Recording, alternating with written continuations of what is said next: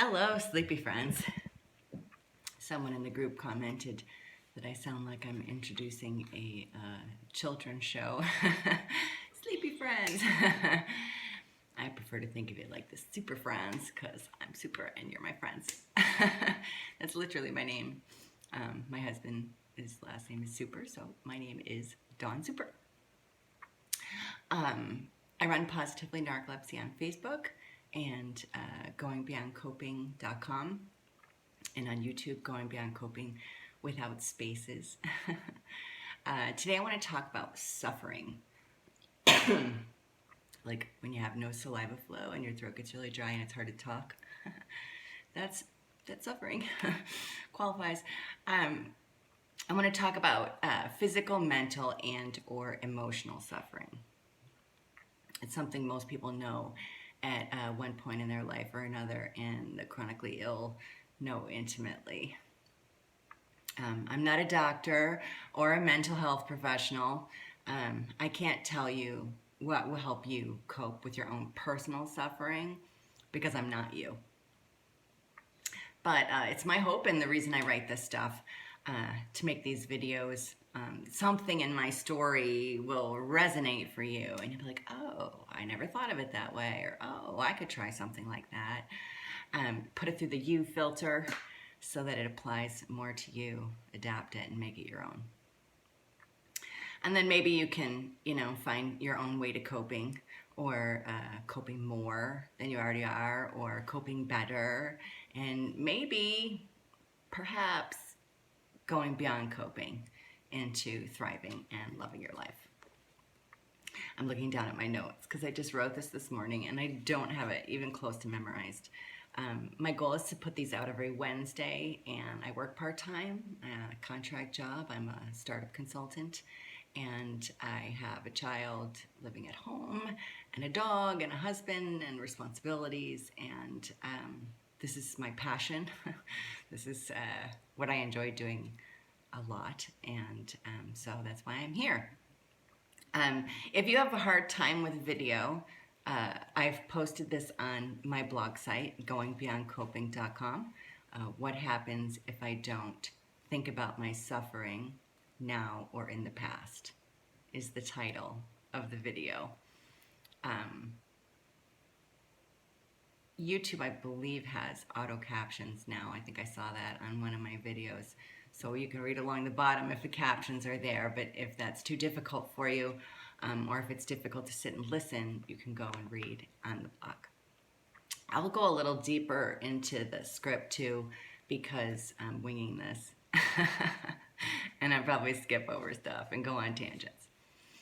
All right, so in case this is the first video of mine that you're seeing, I have a series of these. I changed my life and made it better by asking myself the question over and over again, what happens if I don't? What happens if I don't do what I always did? What happens if I try something different? And then I'd go find out what would happen. So I learned a lot from those experiences, and I just want to share that.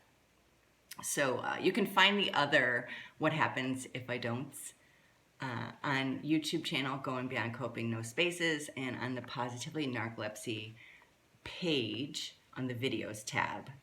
If you need direction, comment and I'll guide you there.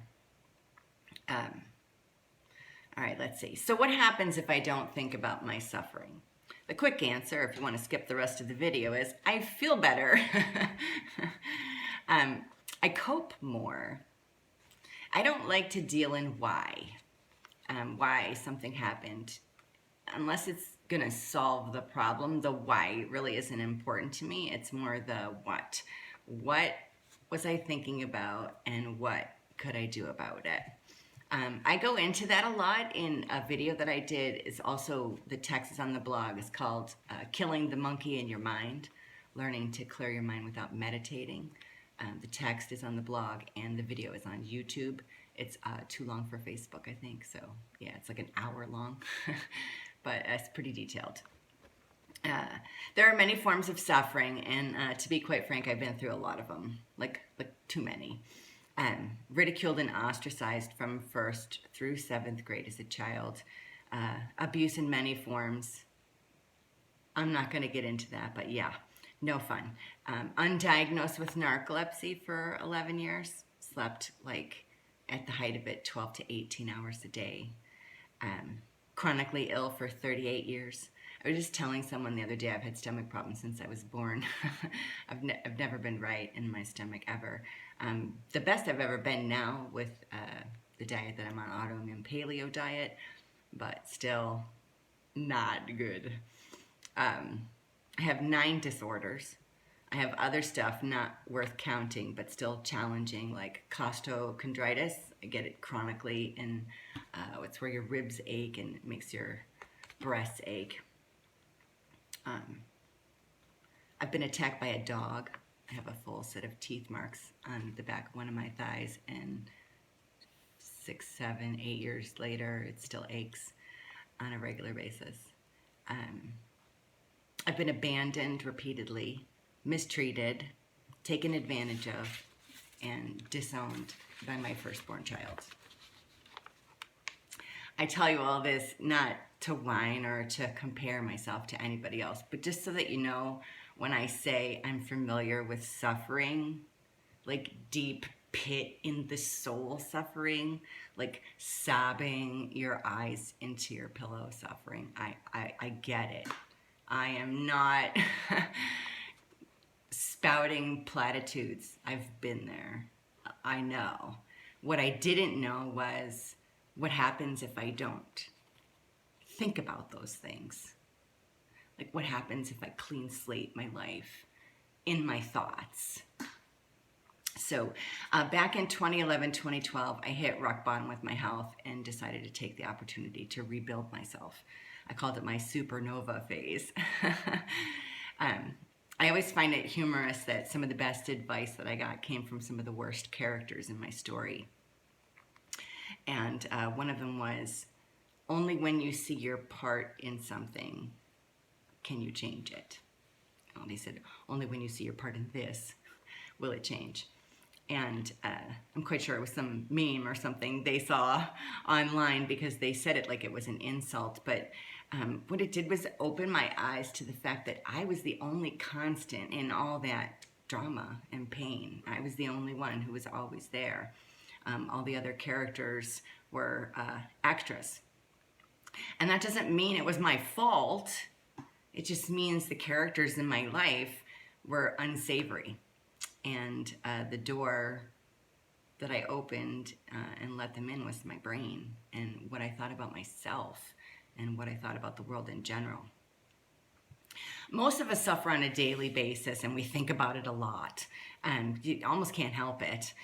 We think about how tired we are, how much pain we're in, how nobody understands, how much we have to do, how long it's been since we felt good, how much more we used to be able to do, how our social and financial situations are taxed to the max, leaving us often suffering guilt, shame, loneliness, or some other negative thing. At rock bottom, you think about all these things. It's like almost all you can think about. You're swirling in this pit of suffering. And if you're not careful, you can think about how you deserved it all. Right? It's just not the truth. That's just something your brain tells you when the thought monkeys are running the show up here instead of you. So I went quiet. Well, quiet for me. I'm a big talker. But I stopped talking about my health, my ex, my problems. I would answer questions if people asked them, but I'd keep it as brief as possible. You can't really stop thinking about something if you're discussing it with people. Because if you're saying it, you're thinking about it.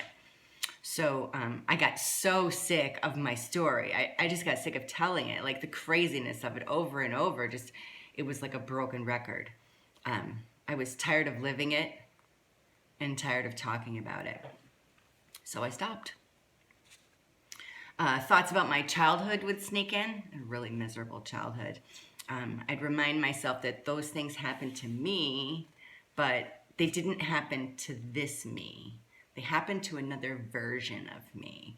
You know, the body replaces all of its cells, every 7 years, something like that. So who you are today is not the same you that you were 7 years ago.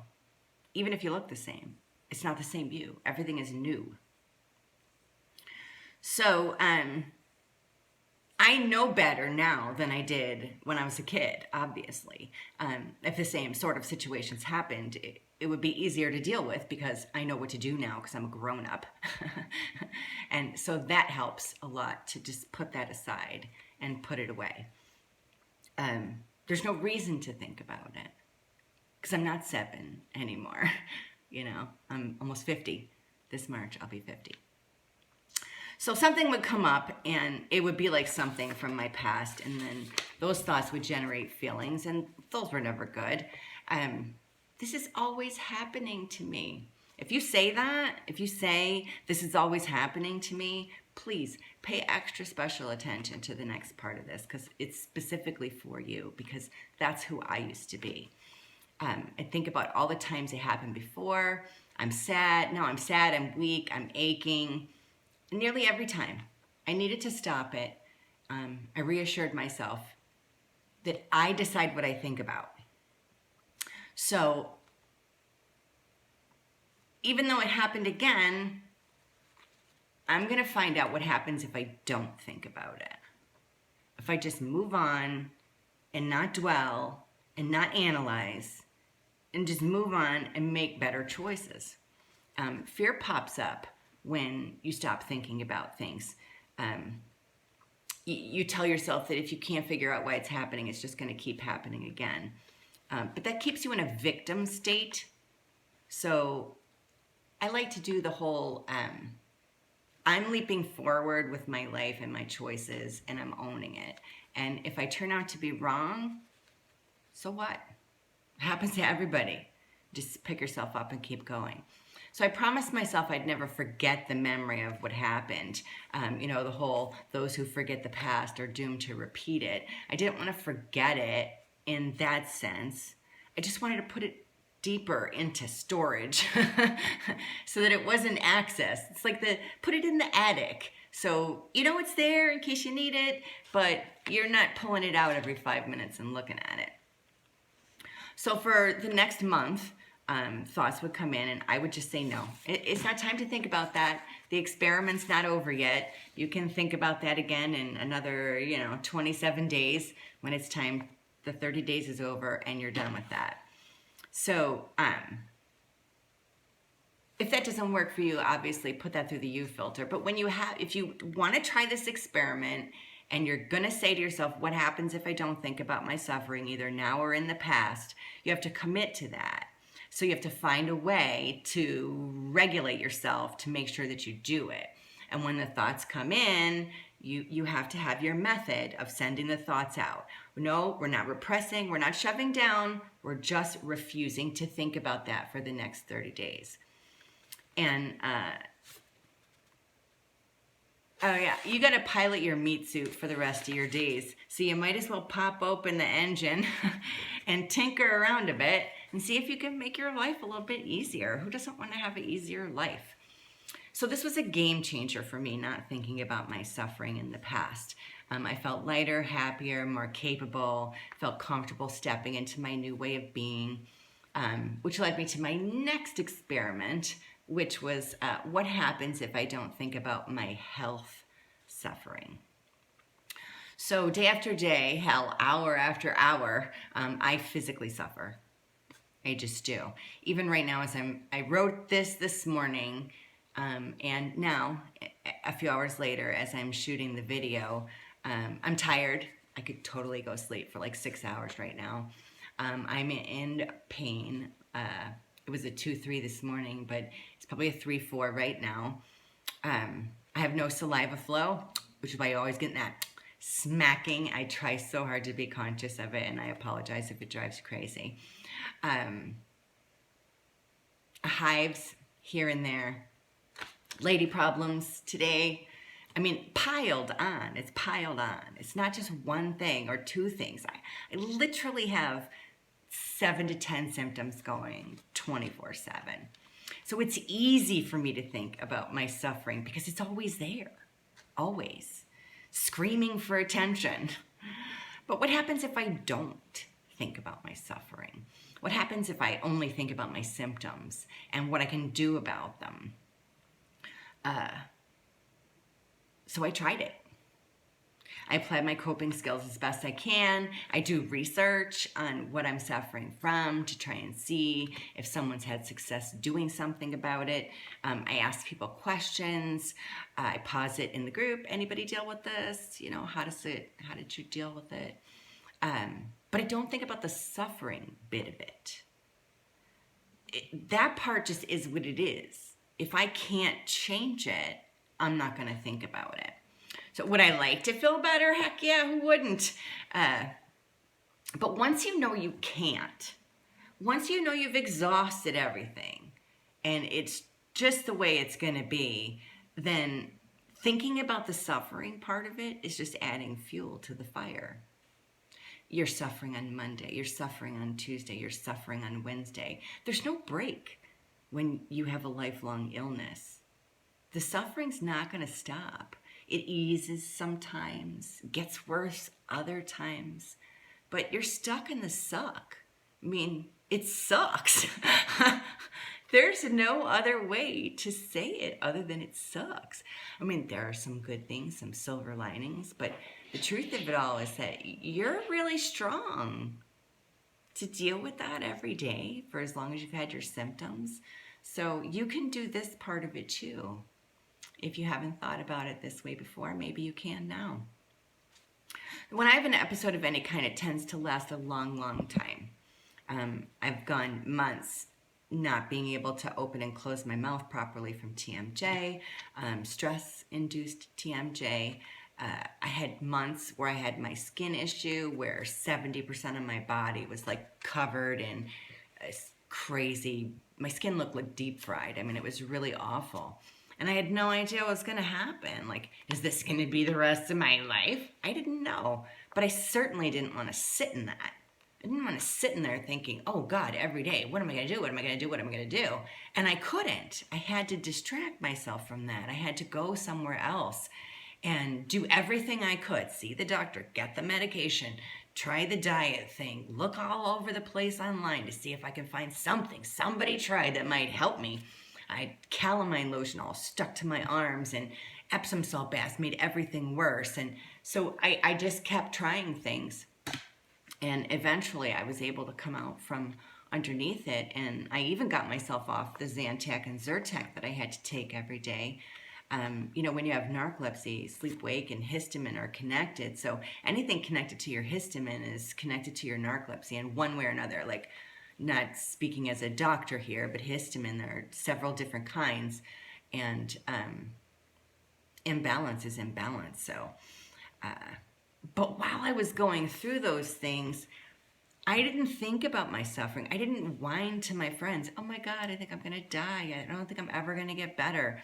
I didn't do that. I'm like, okay, this is working, this isn't working. I'm okay mentally, but physically this is happening. And I didn't put the weight on them or myself. Like, it just is the way it is. Oh, okay. So, oh yeah, while I was getting ready this morning, I have fibromyalgia, so I had 2 triggers going in my butt cheeks. And I'm standing there trying to make my tea, and my butt is on fire, screaming at me. It's probably 5, 6, 7 on the pain scale. It's pretty bad.